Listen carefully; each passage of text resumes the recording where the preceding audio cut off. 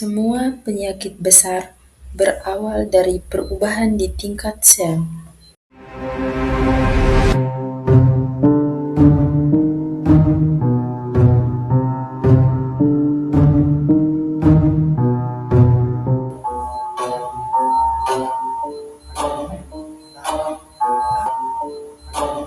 Jadi, apa sih patologi itu?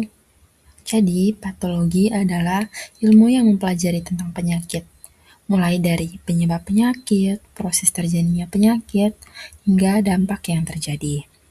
Nah, penyakit yang terjadi ini dia dimulai dari tingkat sel, kemudian jaringan, dan juga organ. Selanjutnya ada penyebab kerusakan sel. Ada 4 faktor utama yang mempengaruhi kerusakan sel. Yang pertama hipoksia, kemudian infeksi, lalu zat kimia dan toksin, dan trauma atau cedera virus. Kita lihat yang pertama ada hipoksia atau kekurangan oksigen. Jadi, sel kita sangat bergantung pada oksigen untuk menghasilkan energi. Jadi kalau oksigen berkurang, sel kita tidak punya cukup energi untuk bekerja dengan normal. Akhirnya, sel mulai mengalami gangguan, bahkan bisa mati. Selanjutnya ada faktor infeksi yang disebabkan oleh mikroorganisme seperti bakteri maupun virus. Yang kemudian mereka ini menghasilkan toksin atau dapat merusak sel secara langsung saat bereplikasi. Hal ini dapat memicu inflamasi atau peradangan dan juga kerusakan jaringan di sekitar. Penyebab yang ketiga adalah zat kimia dan toksin. Ini berasal dari racun, polusi, atau obat-obatan dalam dosis berlebihan. Zat-zat ini dapat merusak membran sel dan mengganggu fungsi penting di dalam sel. Dan yang terakhir ada trauma atau cedera fisik langsung. Berbeda dari toksin atau infeksi yang bekerja secara kimia dan biologis, trauma ini dapat merusak struktur sel secara mekanik dalam hitungan detik. Adapun mekanisme patologi yang terjadi. Yang pertama, robekan membran sel. Yang kedua, gangguan keseimbangan ion dan air. Yang ketiga, kerusakan organel. Yang keempat, terpicunya inflamasi. Dan yang terakhir, berujung pada kematian sel. Adapun tahap kerusakan sel dan jaringan bersifat reversibel dan irreversibel.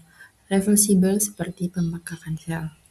Namun jika berlanjut, sel mengalami kerusakan irreversibel dan berakhir dengan kematian sel, seperti nekrosis atau apoptosis.